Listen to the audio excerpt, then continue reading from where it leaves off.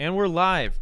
What's going on, D-Bags? Hope you guys are doing well. Back at it again with another episode of the Detox Podcast. I'm your host, Darren Rita. Feel free to connect with me at any of the links down below. And if you're new here and you enjoy music, podcasts, or comedy, do consider subscribing because we do a whole lot of that around here. Now, before I introduce you guys to my guest this week, I want to talk to you guys a little bit about car insurance. These days, it seems as if we're able to do more and more from home. So while you're at home, why aren't you saving money on your car insurance? Your hometown agency, Kenosha Auto Insurance, has specialized for years in simple, hassle-free car insurance using the latest in touch-free technology to help you and your family get the best rates. So what are you waiting for? Give them a call today at 262-448-4141. That's 448-4141. The website is kenoshains.com. It's on the screen right now. One last time, 262-448-4141. Give them a call. Tell them D-Rita Detox sent you, and they will set you up, I promise. Now, with all of that out of the way, I am pumped to introduce you guys to my guest this week. He is an award-winning craft brewer, an entrepreneur, and a husband. The operator and owner of the first cidery in the Chicago area of Right B Cider. Let's give a wet detox welcome to Charlie Davis. And there's no clap track, but we clap it up anyways. How are you, Charlie? Good. How are you doing? I'm great, man. I'm great. You know, we were just chatting before we went live, and I think it's pretty fascinating, a lot of the stuff you've been able to accomplish with Right B. You're decked out in the gear today, and I want, for people that don't really know and aren't really sure what Right B Cider is, do you want to give them like the pitch for that right now? What is Right B Cider? Well, you said it yourself. We're the first cidery in the city of Chicago. My wife and I started Right B Cider in 2014. We make a variety of different ciders. We have a small tasting room here on the northwest side of the city, and yeah, it's called Right B Cider because it sounds like right beside her. It's the same cider I made for my wife when we first met. So, yeah, that's super cool. And we're gonna get into some of that backstory in a little bit. I want to know, for people that may be familiar with a brewery, but maybe not so much of a cidery. What are like the key differences other than obviously you're making cider instead of beer? Yeah, so making cider is actually more closely related to making wine. So it's just like winemaking, but instead of grapes, we're using apples. Okay. Yeah. Very cool. So, like, obviously, you've had we talked about this before, and I mentioned it in the intro, but you've been in brewing and in, the adult beverages and whatnot. You've been bartending and then, making craft beers for a long time. How long have you been kind of interested and or involved in this field? Well, my interest in craft beer kind of comes from my dad. I really got into craft beer when I was in college, and I've been working in the craft beer and beer industry, the cider industry, since I graduated, which was in 2009. So it's been, actually even before that, when I was in college, I had an internship at a craft brewery in Bloomington, Indiana. So it's probably been 12 or 13 years that I've been working in the industry. What do they have you do at an internship for a craft brewery? Well, it was a craft brewery, and then they also had like a pizza place in their company umbrella. So a lot of what I was doing was kind of bringing swag around to the dorms and letting people know about the place. And then just kind of behind the scenes stuff, I was setting up displays and things like that at the restaurant. It was like a marketing internship, if you will. Okay. Yeah. So kind of making sure they had all the appeal down that they needed to get, showing face and whatnot. Yeah. What like how has been, like, you were I'm reading on your website, it says that you were an award-winning craft brewer. What kind of awards have you won, and how is that process done? I've won a few different ones. One of the awards I won was for a festival that they have every year. It's called FOBAB, the Festival of Barrel Aged Beers. And in 2000, 2010, I won a silver medal in the classic beer category for my barrel aged Doppelbock that I made. And then, Oh, cool. yeah. And then after that, every brewery I've worked at, we've always submitted beers to award festivals and stuff like that. So for my stout that I made in 2012 or 2011, I won a silver medal at the U.S. Beer Open Championships for that beer. And then yeah, recently we've been submitting our ciders to what's called the Great Lakes International Cider and Perry Competition, GlintCap, and we've won a number of awards through that as well. And then yeah. So how does when do they have is there like an elected I guess are there like judges that are kind of just agreed upon that they have like a taste and a palate for these different things, and how are things judged? Is there like a people's award and things like that? Yeah, like GlintCap, for instance, it's industry people that are knowledgeable about cider, and yeah, they basically sit around in a room all day and drink cider and rate them. That's a pretty sweet gig right there. Yeah. And then I know for FOBAB, I think you have to there's actually a certification that you can get in beer. It's BACP certification or something. I'm not familiar. But yeah, same thing. They just kind of sit around in a room all day and try different beers and wow. rate them. And that's an insane. That's an insanely fun job right there. I mean, I'm sure you can. Dreams do come true. I'm sure if you work hard enough, Darren, you can that's be fair. a beer I don't personally drink, but I just think that for those that do, that's got to be like a dream job of sorts. So you're kind of, you mentioned already that the first cider you made for your wife was is kind of what spawned all of this and kind of got the ball rolling.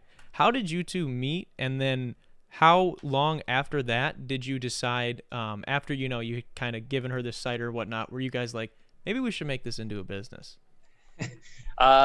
So we met through a mutual friend. My roommate after college was one of her friends from high school. So she was actually in grad school in Omaha, Nebraska. She's originally from Seattle, was in grad school in Omaha, and then she came to visit her friend Will, who was my roommate, here in Chicago. And so we met, we were friends for a while, and I thought it could be more than just friends, but you never know. And so her birthday was coming up, and our birthdays are actually only 3 days apart. So she was coming to Chicago. She was going to celebrate her birthday in Chicago. We were going to have like a joint birthday party. And so I decided to make her a cider for her birthday. I had never made a cider before, but I thought, how hard could it be? And I knew she liked ciders because I was a beer brewer and I had all this beer at my disposal, and she drank none of it. She only drank cider. So I decided to try my hand at making cider, and I pulled out an unmarked bottle of cider on her birthday, and she was like, gonna have to act like I like this. Assumed it was gonna be terrible, but actually it turned out pretty well. So she liked it, and then we actually started dating shortly thereafter, because I don't know, she obviously felt obligated after that. After the one good cider, she's like, I guess I got to give this guy a couple of dates. Give it a shot, yeah.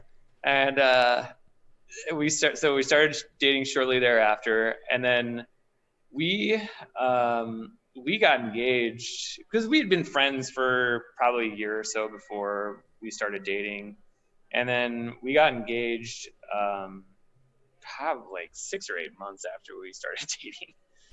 It was fast, and then we decided after, I don't know, probably a year and a half of dating and being engaged and all that stuff to start our business. So we actually got married in May of 2014, and We're she's not coming up on an anniversary here pretty soon. Yeah, exactly. Yeah. Thanks for the reminder. And then we started the business that fall. So we started the business like 6 months after we got married. It was a wild year. I'm sure. So it's really been like part of our relationship ever since we met. That's really interesting, having it kind of work that way, because that's what I was gonna, I wanted to ask you, how is it going into business with your significant other? Because I'm sure there are a lot of people who maybe start their own business, and significant others obviously going to help out, especially if you're an owner, like you're going to bring some of that home with you. You're going to talk about it, and take advice and whatnot. But like going into business together, how has that been? How does that work? It's interesting. I mean, we get that question all the time. Katie gets it a lot, and she actually wrote an article for like Cider Craft magazine or Cider Culture, one of the industry magazines, and was talking about specifically working with your spouse, running a business with your spouse, and it's great. It's actually, I think, it's actually really good for our relationship. It's hard sometimes because let's face it, like sometimes you're a spouse, sometimes you're a husband or a wife or whatever, and then other times you're a business partner, and you have to really make that distinction. And when your business partner, your coworker, is being critical of you, you have to remember that that's not your wife or your husband talking to you, that's your business partner, and you have to remember to kind of separate that and not take it personally. I could see that being an issue for myself. I feel like I would struggle with that, maybe in the line of duty in creating and crafting ciders. If I was getting told, I don't know how I would take it. So props to you guys. Yeah, I mean, there are times that I've done a poor job, or I haven't done things the right way, and Katie calls me on my BS, and there are times where she's slacking and I have to say something, and just you have to take it as a business review instead of a personal attack on your from your spouse, Mm-hmm. But the other aspect of that is, when I go home, I don't really have to let her know how the day was, because she knows already. You don't have to come home from a shitty day at work and have to re-experience that all over again, because she's been plugged in that entire time. And yeah, I think, it's been good for our relationship. I think it would be really difficult if she was a business owner and I wasn't, or I was a business owner and she wasn't, because I don't think that no matter what you say, that other person is truly going to understand what you're going through. They're not going to understand that stress. They're not going to understand, the highest highs that you're feeling, the lowest lows that you're feeling, unless they're part of that. And so I think it's really, I don't really see how it could work any other way. So it's great. I like it. I think the way you kind of put that last part especially is very important. I think a lot of people don't really understand that, and owning your own business will teach you stuff like that. It can be lonely. I mean, it can be a lonely experience being a business owner, and not truly feeling like even like your closest friends and your family understand what you're going through. But if you have a teammate like that, then it's great. Are you guys able to, this is something, my parents, when I grew up, they owned their own small business. Are you guys able to, and I know they definitely struggled with this, are you guys able to turn it off easily? When you guys go home, when you're done for work for the day, or you guys are kind of calling it a night and you're going in, or you're out on a date, do you guys have to catch yourself? Is it hard to be like, so-and-so texted me, they're having a problem, we should get down there right now? Or is it you guys able to do that okay? We don't, honestly, but it's okay. I mean, there are aspects of that there are times when if I don't want to talk business, or we can just say that, and we could just click on the TV or hang out and talk about other things. We have now we have 2 kids too. So we have a lot of different things to talk about. Yeah, that's fair. But the other thing is like this business, if we got to the point where a lot of our date nights kind of revolved around the business. We would go hit an account for dinner or something and have a cider and inevitably talk about business, talk about other things, but it's kind of just part of our life. And so I wouldn't say we really click it off ever. It's always all business all the time. But it's what you guys are passionate about too, though. So I think that helps, right? Yeah, it doesn't feel. It's just part of our life, and it doesn't feel like it's like, oh, we gotta talk business. It's kind of just it's what we do, and it's a big part of our identity, and so it's fine, you know. Yeah, that makes sense too in what you were saying before about, you guys both kind of how a business owner could be lonely in that sense, and maybe like things are always on your mind, regardless if you're trying to turn it off or not. And this way you literally have somebody who's going through the exact same thing, and you guys, even when you guys can enjoy yourselves and kind of experience and talk about those other things from time to time while you're doing other things and whatnot. Yeah, which is cool. That's really cool. What's been like the biggest hurdle in starting your own cidery in Chicago? Oh boy. Well, for us, we've always been pretty bootstrapped. So, early on, I have a brewing background. Katie's background's in nursing. So, we started this with what we had and used what we had and did what we could. And so I think for us, like, we've always kind of played with a handicap. So we've been underfunded, and, their equipment hasn't always been the best, but we've made it work. And now, we have a couple great people working for us, and our product is super consistent, and our equipment is getting better, and it just, that I think has been the biggest hurdle, is just kind of rolling with the punches and trying to figure out, how can we reinvest money into the company and keep things moving forward, and still not, lose our shirt or anything like that. Yeah, that's interesting that you used to talk about reinvesting into the company and whatnot. That's something that a lot of people that give advice for entrepreneurs, for people going into their own businesses and whatnot, often talk a lot about is how much there's a lot of people that maybe they make a little bit of money and they want to go on X amount of vacations a year. Instead, they could have, maybe gone on one vacation and put more into the business. So then the next year they're not flying by the seat of their pants as quite as much if it was such a struggle. Yeah. And I think too, the point of the business for us right now isn't to make money. I mean, the business has to make money to survive, obviously, right? Yeah. But not for me personally to make a ton of money right now. The point is to grow the business as fast as we can right now. Mm-hmm. And, that'll all come if I had a crystal ball, I'd really like to see it. But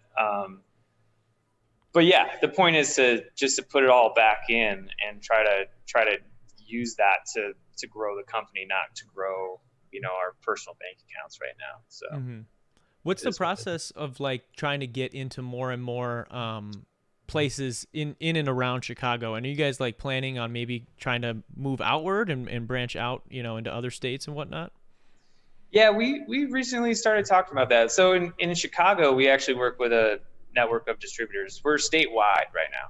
So we work with a network of distributors, and we sell our product to the distributors, and they distribute it to the bars, restaurants, liquor stores, grocery stores, whatever. The sales process is different for all of them.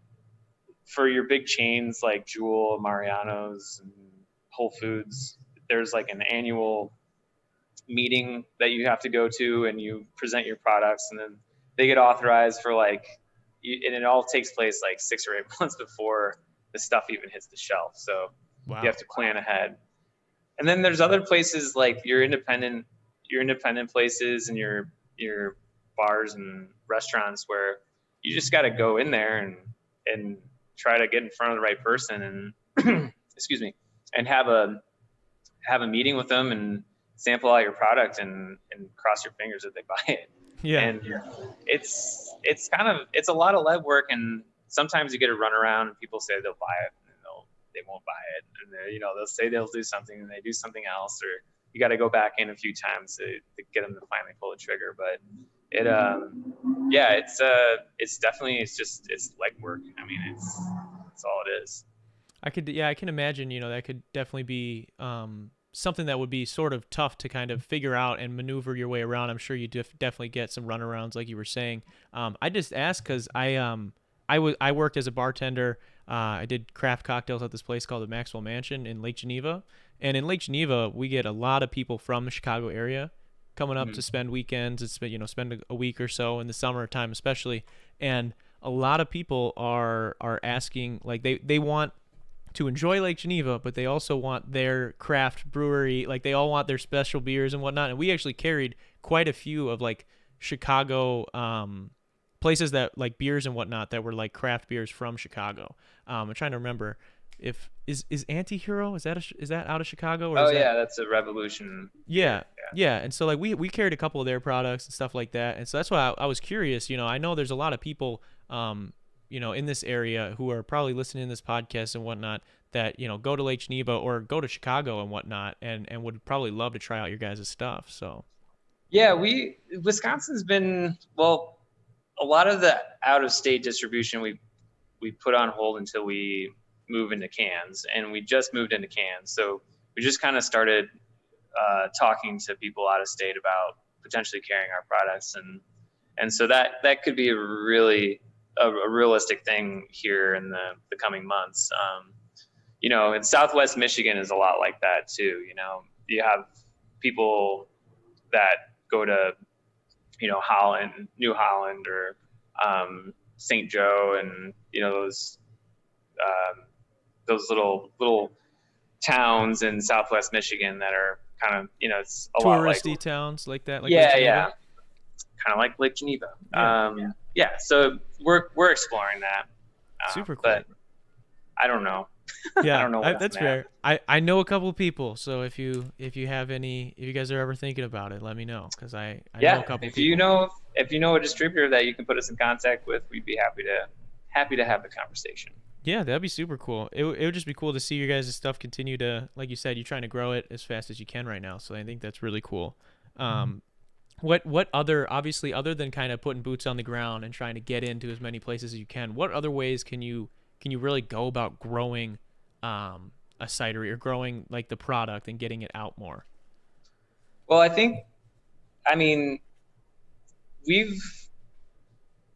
we do a lot of different things. So one thing we're working on is like a collaboration with a local like soap making company. They're going to make a soap out of, some of our ciders have some like floral notes and stuff like that. So they're going to try to take like the essence of what our cider is and put it into a soap, and like just get more awareness by creating synergy with companies that you wouldn't normally think to partner up with. Doing podcasts, getting on podcasts. And I think really hammering our consistency down and getting a good, solid, consistent product, and, winning those awards and getting recognized for being having a quality product. And I think, we've always been product focused and product first. And I think, if you have the good product and the award-winning product and the best product in the market, then all that will come eventually. But yeah, I think that's the right way to go about it too. I think that's the perfect mindset to have towards it. What you mentioned before you guys just switched to cans, and we talked before we went live that you guys do everything yourselves. What does it take? Like, can you run me through like the step by step for me to get a can of Right Bee cider? Like, how does that start? Because I know you guys have like the beehives on top of the roof and everything, and that stuff is just mind blowing to me. So I think people would like to hear that. Sure. So we get fresh pressed apple must, apple juice, apple cider, whatever you want to call it, from Southwest Michigan, and like a big tanker truck pulls up outside our building, and we have about 6,000 gallons worth of fermentation capacity with our fermentation tanks. And Wow. we sanitize them all, pump the juice in and warm it up to fermentation temperature. And then the next day we'll come in and we'll hydrate our yeast and pitch our yeast into the cider. And then from there on, for the next 3 days, every 12 hours, we have to come in and do a nutrient addition. So if we pitch at 7 o'clock in the evening, the next day somebody has to be there at 7 o'clock in the morning to do a nutrient addition. And then we do that throughout until halfway through fermentation, and then we just kind of let it do its thing. What is a nutrient addition? So we use a couple different products, but they're just dead yeast cells. It's all like organic matter that we add, and the yeast actually will use it to stay healthy throughout fermentation. Because Wow. if you have a poor fermentation, you might not catch it right away, but 2 weeks down the road, you're going to start getting some weird off flavors, like some off flavors in cider would be like a sulfury, like rotten egg smell and stuff like that. You don't stuff want that you don't want. Yeah. So you have to make sure the yeast is happy and healthy throughout the fermentation process. And so we do everything in our power to make sure that happens, so that, we don't have to do any doctoring after the fact. So that fermentation process takes about a week, 10 days. And then we have to, we cold crash it. So we drop the temperature on the tanks, and that causes all the yeast and sediment and everything to drop to the bottom of the tank. And we let it age for about a week. So we're at about 2 weeks. And then so the whole process from beginning to end will take about 2 to 3 weeks, about 15 to 20 days. Wow. And then we'll actually do a sanitary transfer from our fermentation tanks into our blending tanks. And that's where we add all of our peripheral ingredients. So like for the blossom for example, we use lemon myrtle and cherry blossom and our rooftop honey. And we pack this little, it basically looks like a little keg, and it has an inlet in the top and an outlet on the bottom. And we just recirculate the cider through the keg with the ingredients in there, and it infuses the ingredients into the tank. And then we carbonate it in the tank, and then it's ready to package. And we have a small little canning line. We have 3 or 4 guys on a canning day come in, and we just hook a hose up to the tank and hook the other end of the hose up to the canning line, and we're off to the races. Wow, that's crazy. And you guys do all the packaging yourself too then on the cans, or are the cans like, do you have to get your own custom cans, or you I think you were saying you put like your own labels on them? Yeah, they're labeled. So we have we have a inline labeling machine. So the cans go through, they get filled, sealed, rinsed off, and then they hit the labeling machine and it wraps the label around them. And we got a guy at the end of the line taking the 6-pack holders and snapping them onto the top of the cans and putting them in boxes and building pallets. So that's crazy. It's just cool to even that, like, you guys are so involved in every step of the process. Is there anything like in particular, maybe it could be like the littlest thing, even having, your own logo on your hoodie or whatnot. Is there any what's like maybe like a weirdly satisfying thing for you as a business owner of Right Bee Cider that maybe other people wouldn't get? I mean, I think people can probably understand, like, walking into a bar or a restaurant and having done maybe not even knowing that they are currently carrying your product, but walking in there and then seeing an open bottle or an open can on the table of one of their customers. And you're just like, whoa, that's pretty weird. That's cool. That's really cool. That's really cool. What Yeah. so I mean, it's crazy to think that you guys got married and then 6 months later decided like we're opening this business. How like early were you guys considering doing it before you got married, or was it like Yeah, as we it's, afterwards? it was before we got married. I helped start a brewery in Columbus, Ohio, and Katie and I were living in Columbus, um and it was like the polar vortex, like it was just like demoralizing weather, and like I was kind of checked out at work, and Katie was kind of checked out at work, and we were kind of like, let's do this. What are we waiting for? So we decided to start the business, uh, while we were still engaged. And I remember we'd go to a coffee shop or a bar during the day when we had our days off or whatever, and we both have like um, Katie was planning the wedding, and I was like leaning over her shoulder and had input on the wedding, and I had the business plan up, and she was leaning over my shoulder and had input on the business plan, and we were just simultaneously planning our wedding and planning our business while we were engaged. So What were like the biggest like the biggest things that you guys were considering in planning in getting it started and getting it off the ground? Like what were kind of like the I guess biggest I know we kind of already talked about like your biggest hurdles in starting, but like when you guys are sitting down to actually plan out like the details and deciding whether or not you're going to do your own packaging, deciding on, we talked about this a little bit before we went live, on where, how do all those decisions, like how did you guys come to all those conclusions? um, I think, well, there are certain different decisions, like what kind of product do we want to make. Like when we started, we always wanted to do one thing and do it well. So we started with a semi-dry cider in half barrel kegs, and that was it. And we were focused on just doing one thing and doing it well. And then when we mastered that or got that under our thumb, then we were going to move on to something else. So the product was always, we always knew what we wanted and what we expected our product to be.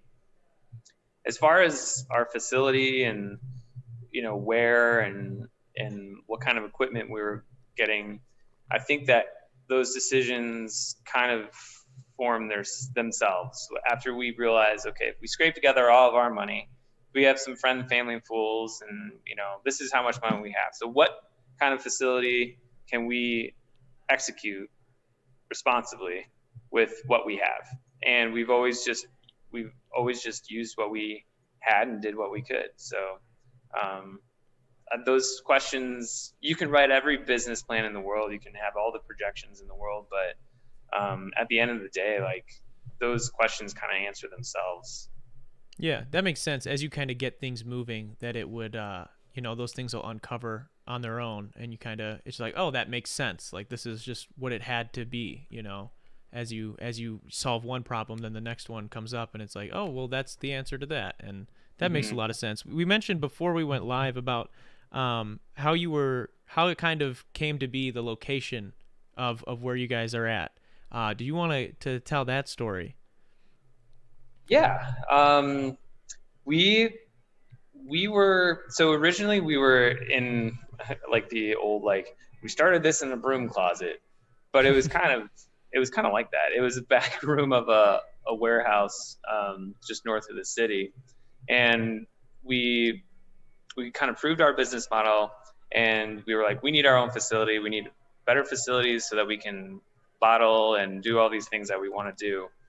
And so we started looking, and everything was just so expensive. We were just like, you know, we had a broker, and he was driving us around to different places, and you know, we have to make sure that the ceilings are high enough, that there's drainage, that there's enough electric, that there's adequate water supply, so that we can run our business.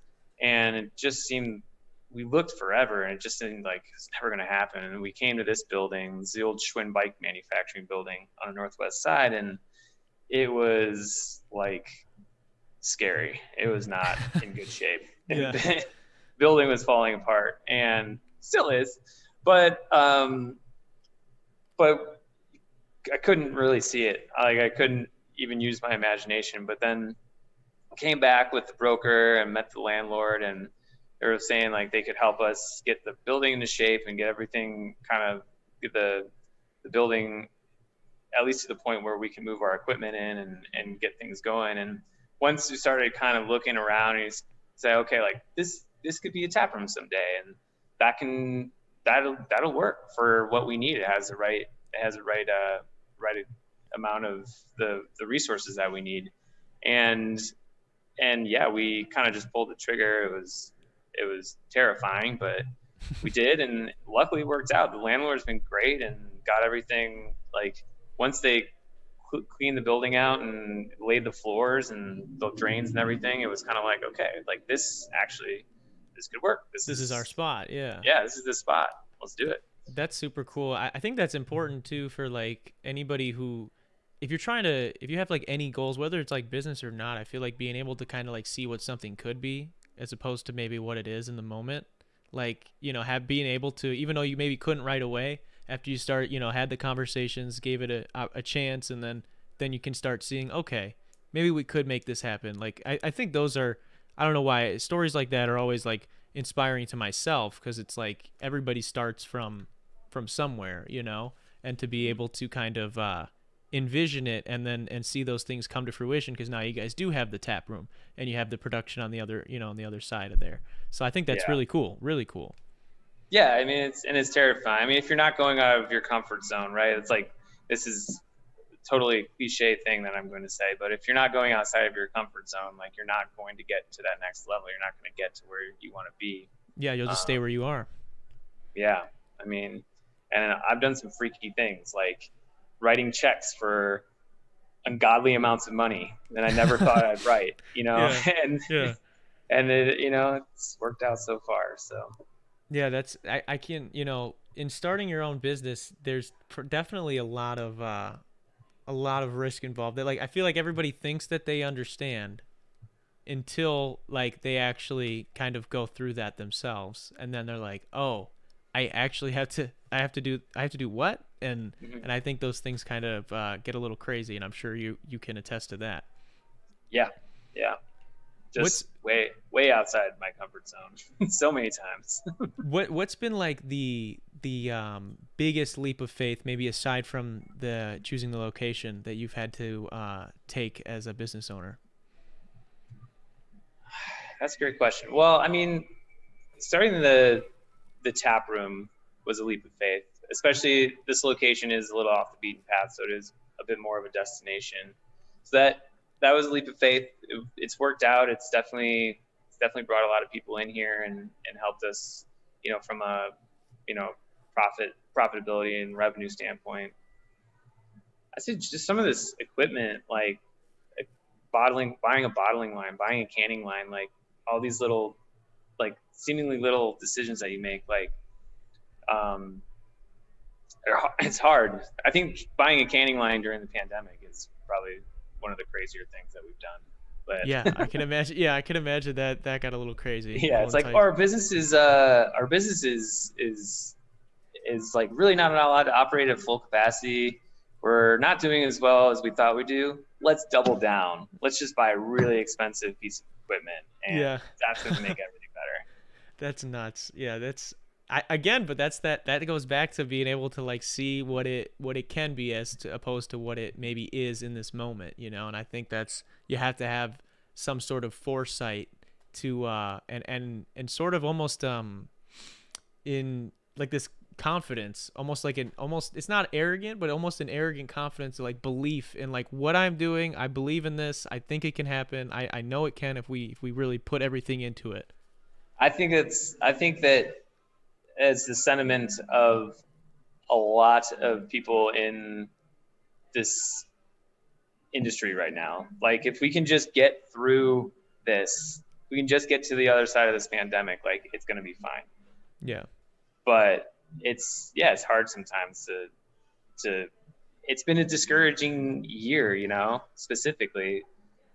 Business is hard enough, but it's been discouraging, and you can't help but question yourself a lot, especially right now.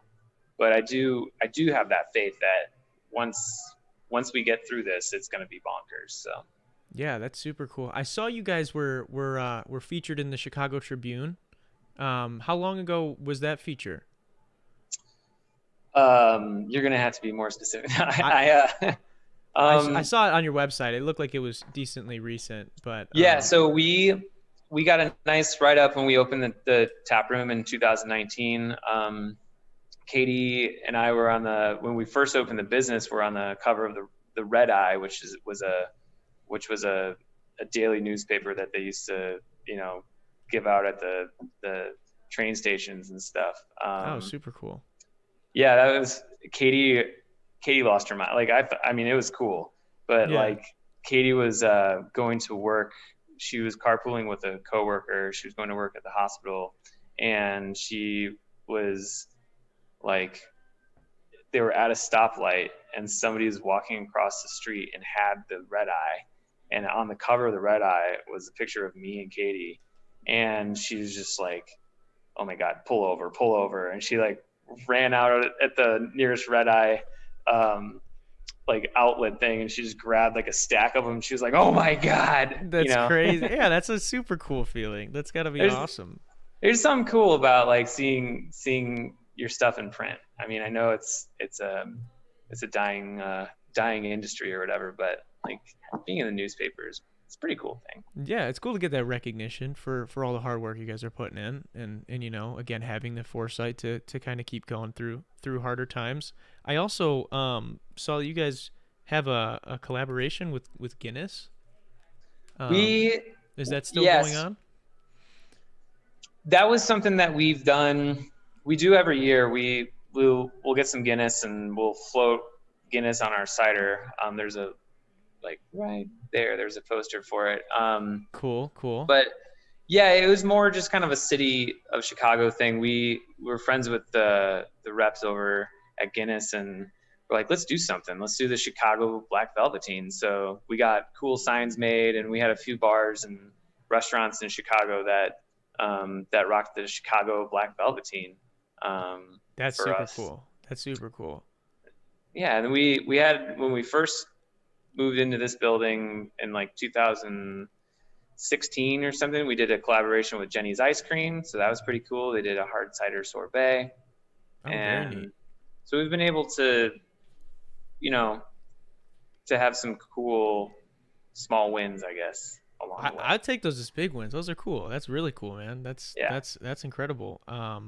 Would you ever, like, obviously, you don't know how this would happen or whatnot, but if Guinness was like, would you ever let anybody buy your company from you? Yes. Yeah, I always wonder, because a lot of people, it's I think there's a lot of like smaller breweries, and I don't know, specifically for cideries, but I know there's a lot of like smaller breweries that they kind of get to a point and then one of the bigger guys comes and scoops them up. I didn't know if that's something you would be interested in. Yeah, it's hard because this is such a personal thing. I do think we have a good brand that kind of supersedes, like, I don't know, that is bigger than just us, right? Like, it's called Right Beat Cider, but the brand, it's not like Chicago Cider Company, right? So I feel like it can work regionally, nationally, whatever. But yeah, I mean, I don't want to sell my soul. This is definitely like a part of us. So if an opportunity like that ever did come along, like, obviously we're going to have a conversation, but I do think that Katie and I would always want to be, involved in what happens, even after that occurred. So yeah, that makes a lot of sense. I'm always curious. We're so far away from that, Darren. It's not even funny. Like, that's fair. Hey, that's fair. I'm always wondering. It's something definitely to think about. Because it's yeah. I mean, I daydream all the time. So that's fair. That's fair. When you're doing like a collaboration then with Guinness, what is the Black Velveteen? The Black Velveteen is, we take our semi-dry cider, and then how you make like a black and tan or whatever, you can float it on. Oh yeah. Like a harp, or some people float it on like Blue Moon and stuff like that.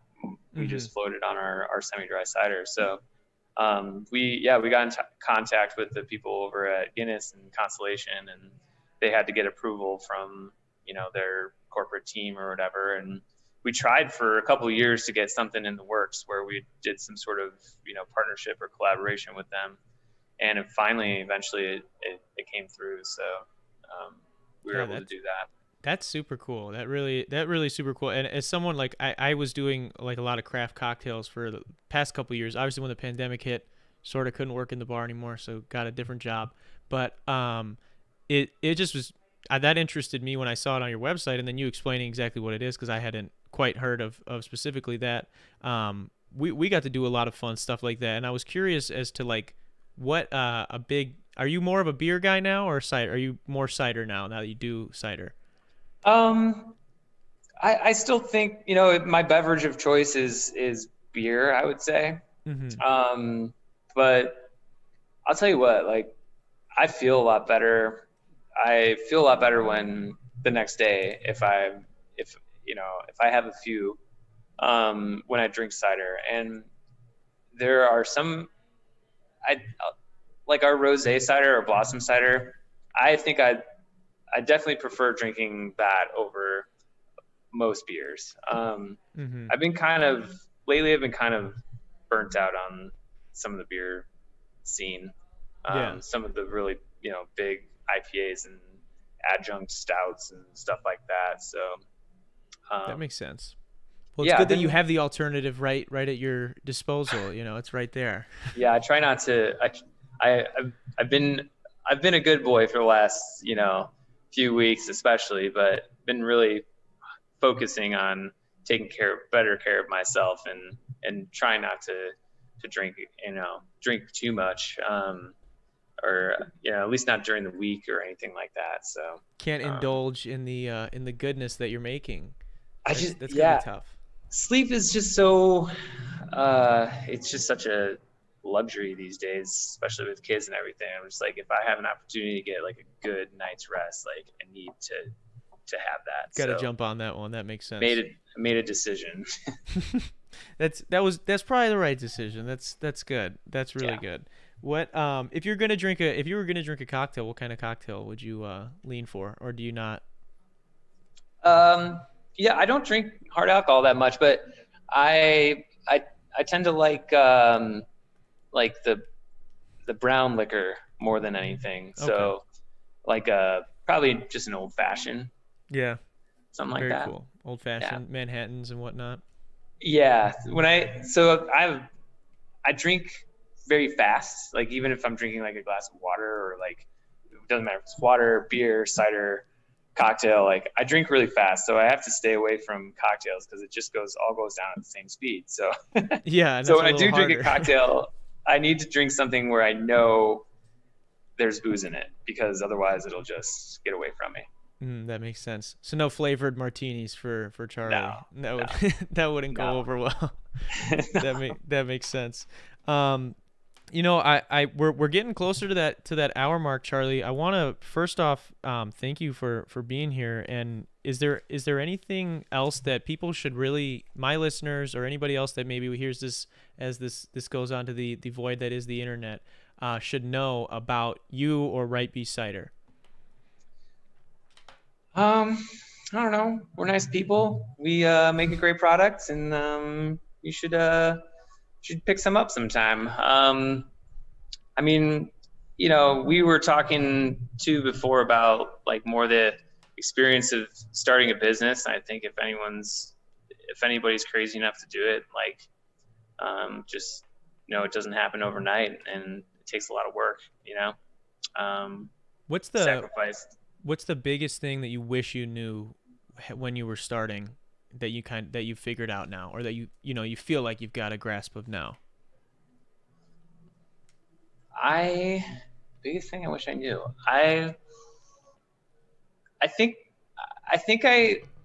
This is just me, and Katie's a good yin to my yang on this, but like I think I wish I had been more patient with everything, and I make decisions really, really quickly, and move towards those decisions fast. And I think over the years, I've kind of learned to take my time with decisions, especially big decisions, and kind of work through it and make a better educated decision and take my time with things. And so I think that would be the biggest thing, probably patience, right? Patience. Weigh out all the options. Make sure you're making the best decision for you and your business. That makes a lot of sense. Yeah. Do it right. Do it right the first time. So you don't have to go back and fix it. That makes a lot of sense. Yeah. So this, Charlie from Right Bee Cider, appreciate you being here. Appreciate you coming on the show. Thanks for having me. Yeah, absolutely. This was good. Very informative. I hope to get to come out there. I don't personally drink, but I can bring some people, and my girlfriend definitely wants to try it. So I'm designated driver Cool. right there. So we'll have to come out and check it out in the tap room and whatnot. We can drink water together. You can be my good influence for the day. Perfect. That sounds great. Well, I want to thank you again, Charlie, for being here. Thank you to everybody who tuned in live or who's listening this the day after on Spotify or watching days after on YouTube. Also want to say thank you to our patrons who should be up on the screen right now for supporting the channel. If you guys want to become a patron and support the channel for as little as $1 a month, you can go to patreon.com/DarrenRita, and we post a lot of exclusive content over there. Also want to say thank you to Kenosha Auto Insurance for sponsoring this episode. And this has been the 95th episode of the Detox Podcast. I will see you guys next week.